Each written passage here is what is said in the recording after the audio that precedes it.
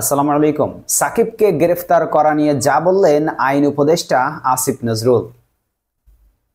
বৈষম্য বিরোধী ছাত্র আন্দোলনের সময় পোশাক কারখানার কর্মী রুবেল হত্যা মামলায় জাতীয় দলের ক্রিকেটার সাকিব আল হাসানকে আসামি করা হয়েছে। শুধু মামলাই নয়, তাকে দল থেকে অপসারণ করে দেশে ফিরিয়ে আনার জন্য বিসিবিকে লিগ্যাল নোটিশও দেওয়া হয়েছিল। তবে বিসিবি সাকিবকে সব রকমের আইনি সহায়তা দেওয়ার সিদ্ধান্ত নিয়েছে। পাকিস্তান সিরিজের পর ভারতের বিপক্ষেও খেলছেন দেশসেরা এই ক্রিকেটার, কিন্তু শঙ্কা জেগেছে আসন্ন দক্ষিণ আফ্রিকার সিরিজ নিয়ে। অনেকে মনে করছেন দেশে ফিরলেই সাকিবকে গ্রেফতার করা হতে পারে। এবার এই মামলা প্রসঙ্গে কথা বলেছেন অন্তর্বর্তী সরকারের আইন উপদেষ্টা আসিফ নজরুল।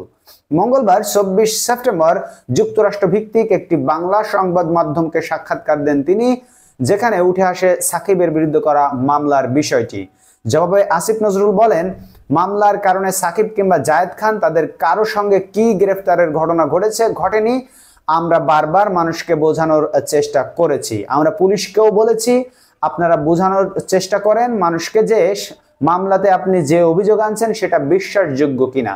তিনি বলেন, বিগত সরকারের আমলে যাদেরকে নিপীড়ক সংস্থায় পরিণত করা হয়েছিল তাদের অনেক সময় সেই সৎ সাহস থাকে না জনতাকে নিয়ন্ত্রণ করার জন্য, যে কারণে এ ধরনের ঘটনা প্রথম দিকে ঘটেছে। এরপর আমরা চেষ্টা করছি এবং এখন অনেকটাই হ্রাস পেয়েছে। সাকিবের বিরুদ্ধে হওয়া মামলাটা ব্যক্তিগত, এটা রাষ্ট্র করেনি বলে মন্তব্য করেছেন আসিফ নজরুল।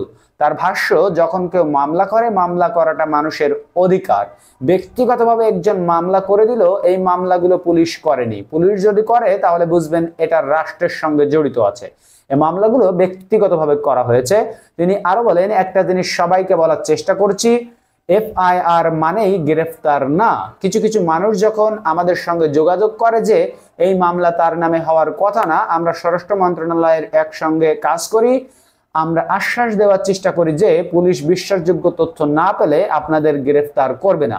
প্রসঙ্গত, গত 5 আগস্ট আদাবরে পোশাক কারখানার কর্মী মোহাম্মদ রুবেল হত্যার ঘটনায় তার বাবা রফিকুল ইসলামের করা মামলায় সাবেক প্রধানমন্ত্রী শেখ হাসিনা সহ আরো অনেকের সঙ্গে আসামি করা হয়েছে আওয়ামী লীগের সাবেক সংসদ সদস্য সাকিব আল হাসানকে। বন্ধুরা, আপনারা কি মন্তব্য করবেন, আপনাদের কি মনে আসে, আপনারা যা মনে আসে আপনি সেটা মন্তব্য করে যেতে পারেন। কমেন্ট বক্স কিন্তু পুরাটাই উন্মুক্ত, আপনারা আপনাদের মূল্যবান মতামত জানাবেন। অবশ্যই আপনাদের মতামত স্বাগত জানানো হলো। ধন্যবাদ সবাইকে ভিডিওটি দেখার জন্য। আপনারা যারা দেখছেন, দেখা হবে পরবর্তী ভিডিওতে অন্য কোনো খবর নেই। সেই পর্যন্ত আপনারা সকলে আল্লাহর রহমতে ভালো থাকবেন। এখন বিদায় নিচ্ছি, আল্লাহ হাফেজ, এবং আমাদের চ্যানেলটিকে সাবস্ক্রাইব করতে ভুলবেন না।